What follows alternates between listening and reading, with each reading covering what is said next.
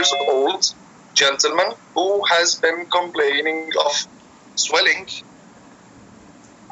in his left leg, right leg, as long as it's unilateral, left leg swelling for the past 3 days.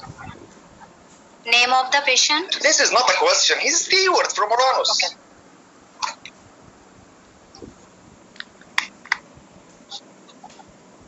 The patient's name is Mr. Stewart from Uranus. You have a minute, then we will get started. Okay.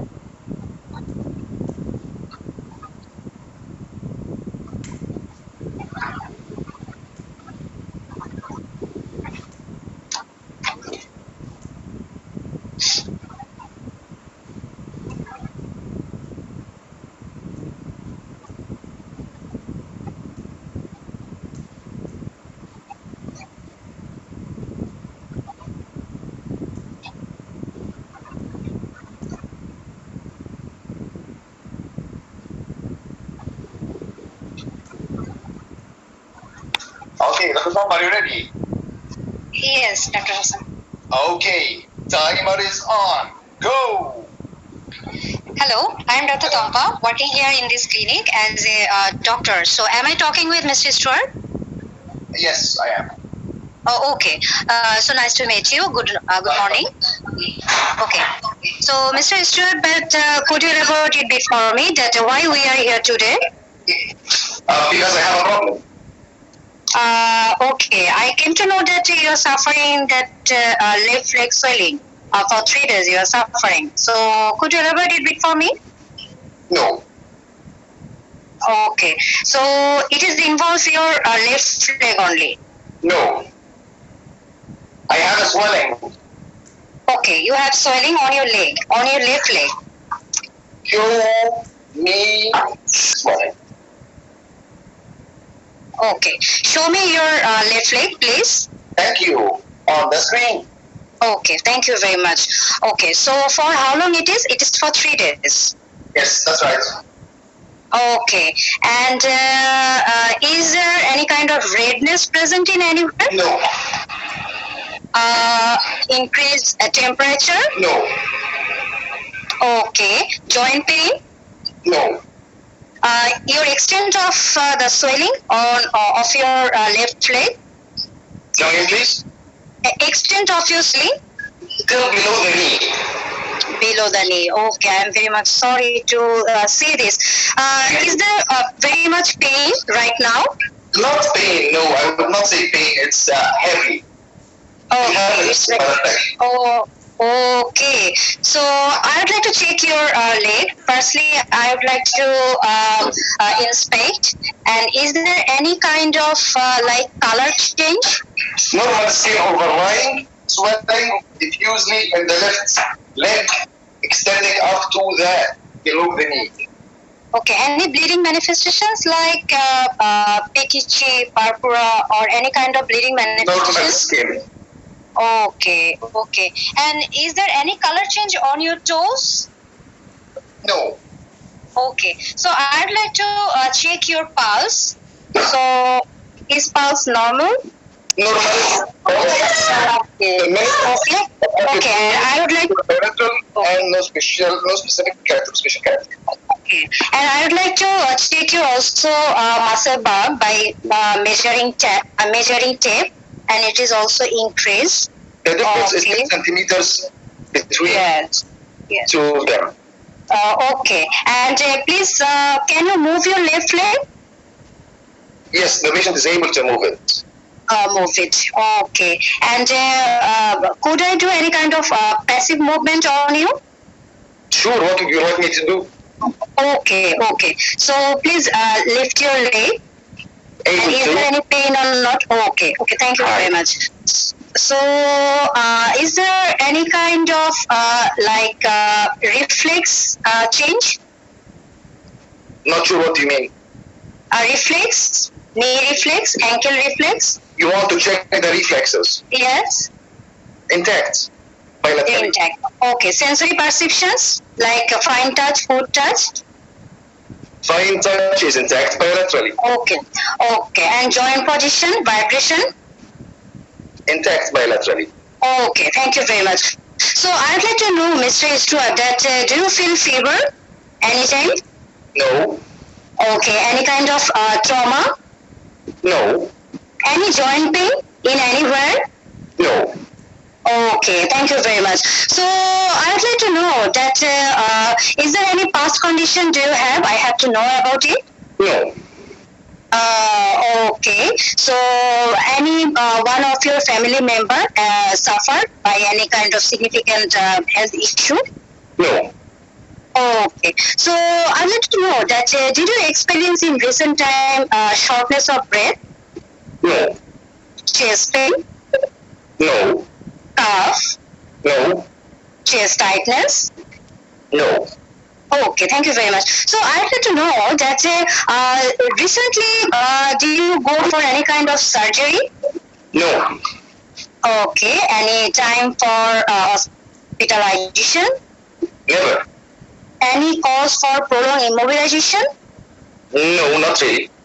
Okay, any long haul flight? Yes, I came from Australia 3 days ago. 3 days ago. And what the total duration of that traveling time? 14 hours. Okay, 14 hours. Okay. So at that flight, did you mobilize yourself? I was asleep. Oh, okay, thank you. So I'd like to check your edema. Is it pitting or non-pitting? Non-getting. Okay, and comparable with right leg. Okay, so I'd like to check your pulse or your hand pulse. Hand pulse, hand. Hand per 80 beats per minute, average volume, equal bilateral. Okay, thank you very much. Any bruit, carotid bruit? Carotid bruit, no. No, okay, thank you very much. So, anemia? No ballot, no jaundice. Okay, and I would like to check your oral cavity and also would like to know that any soreness in your mouth in any time? Yes, sometimes I get some mouth sores. Oh, okay, I'm very much sorry to hear about it. How long it is? Well, the sickness sometimes lasts for a few days up to a week or so. Oh, okay. And is it very much painful? Yes, sometimes it's painful. Okay, and is it painful all the time or during to taking food? Most of the time it's painful. Okay, and soreness also involves your private part? Yes. Oh, I'm very much sorry to hear about it. Okay, thank you. And what do you do for your living? I am an accountant. Oh, okay. And is this illness very much affecting your job? Job? Yes. Okay. So, do you need support? I would appreciate that. Okay, thank you. So, if you see that I would involve for you that occupational health worker and they will modify your job sector. So, whom do you live with now? Living alone. Oh, okay. And any kind of support you need? No, thank you. 90 seconds remaining. Okay, so what the concerns are you worried for? What do I have? Okay, thank you. So I am thinking that you are suffering a health condition. It is called Behçet syndrome, and it is an alternative defensive systems in our body, and it is a misfiring and misdirected in your case.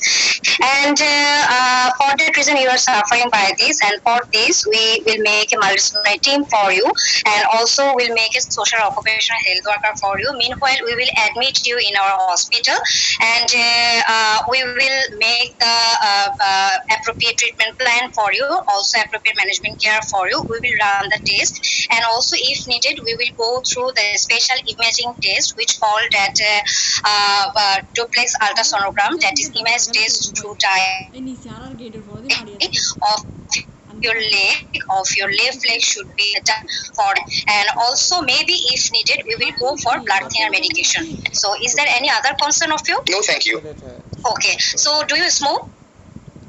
No. Okay. Do you drink? You drink alcohol? Yes, socially. Yeah.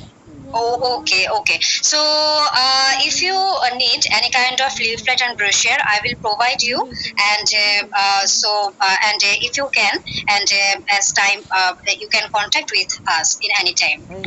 So, is it okay with you? Good. Now the time is up.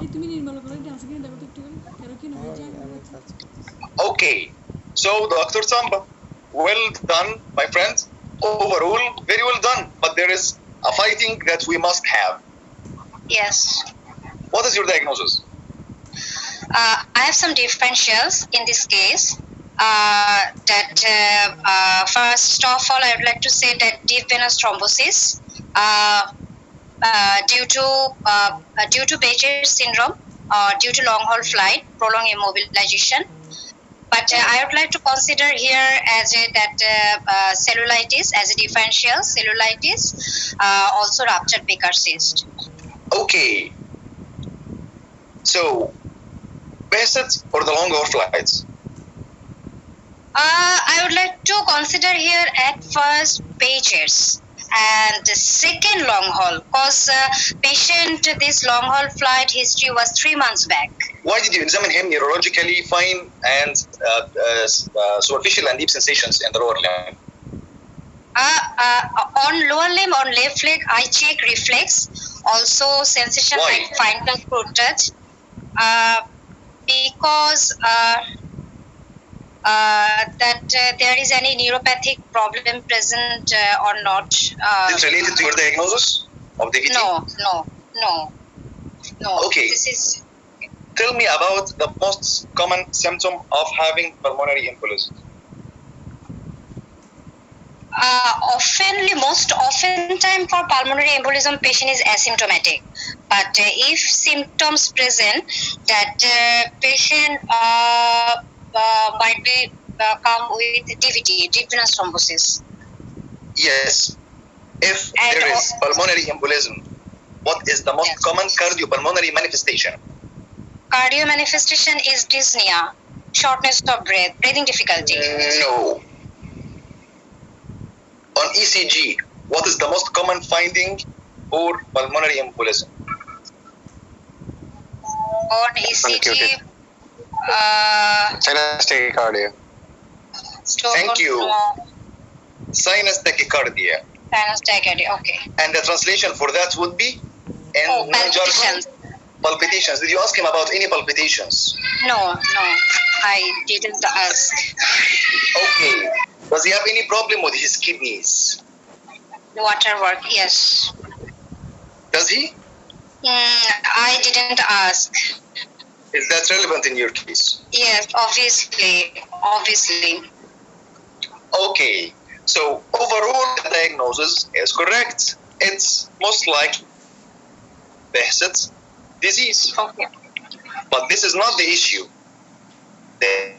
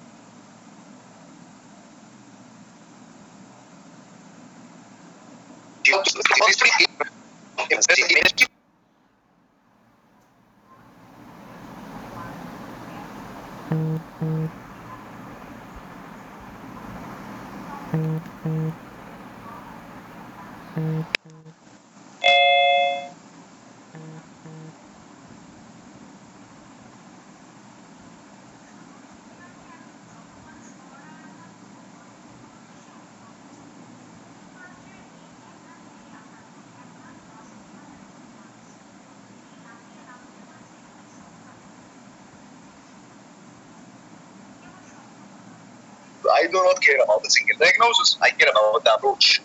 So whenever there is something presenting with hemorrhage, what can make someone bleeds, what do you think the causes of hemorrhage are? There might be present of some medications, blood thinner medication patient could be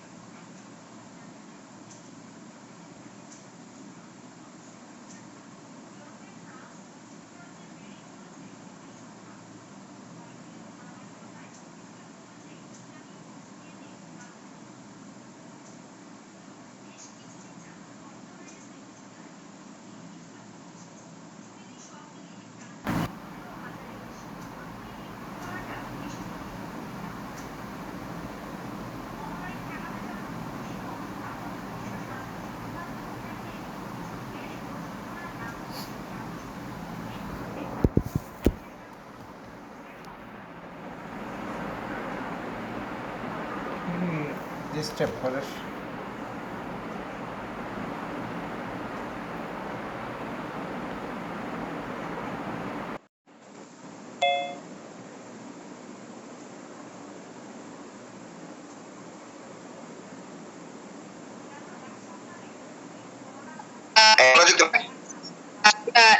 here also malformation, AV malformation. Malformations.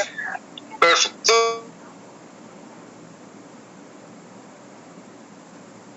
So those are 5 ischemic, the one liable to ischemia. Again, those are 5 points. Yes. And you see them every day in your clinic whenever there is some old patients who comes with a history of an MI. Yes. They all begin with the H. So there is hypertension, hyperglycemia, hyperlipidemia, heart disease, and history of smoking. And for the record, those are not mine. Those are something that I came across from someone else, but I found it very easy to memorize. So those are the ischemic risk factors. So how many ischemic risk factors, Dr. Tamba? 5. That hypertension, hyperglycemia, hyperlipidemia, heart disease, and smoking. Perfect. Then comes the thrombophilia risk factors. Those are the factors that would make someone liable to have a thrombosis, thrombus in the blood. And those are 6 or 7? 7. Protein C is deficient. Okay, I agree with that. But this is one of the least common. To start with, we need the most common ones, and those are going to be rheumatological, PNH, paroxysmal nocturnal hemoglobinuria, Behçet or Behçet's disease, and antiphospholipid syndrome. Then family history of a blood disease like protein C or protein S deficiency can run in some families. Cancer, risk factors for DVT, and finally polycythemia rubra vera. So how many thrombophilia risk factors? 7. 7. That is, PNH, PNH, PHS. Yes, PNH, PHS, antiphospholipid antibody syndrome, family history of blood disorder, cancer, deep venous thrombosis, polycythemia rubra vera. Perfect.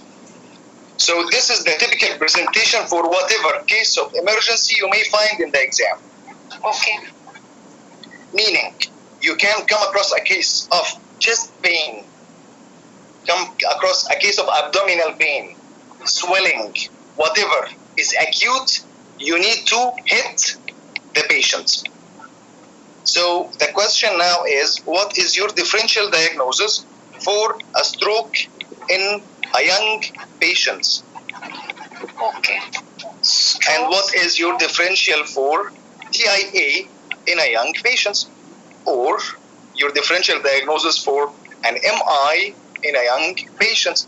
All of them have the same reasons, and I want you to tell me how many reasons do you have for that. Yes, and it is the cause of mainly hemorrhagic and thrombophilic cause will be first in young patient. Smart. This is a smart and, answer. So, simply speaking, there are 17 causes for, at least 17 for the presentation at that age. And those are the head approach. But since this is a young patient, I would consider thrombophilia first, hemorrhagic first, and I will put ischemia at the very end. If you're facing a 50 years old male with a history of diabetes and hypertension, I would consider ischemia first. But if I'm facing a 27 or a 28 male with no past history, I would consider thrombophilia and hemorrhagic first. But they are essentially following the same pattern. Agree? Yes. Why am I focusing on the approach, not on the diagnosis? Simple one. Indite 3, 2019.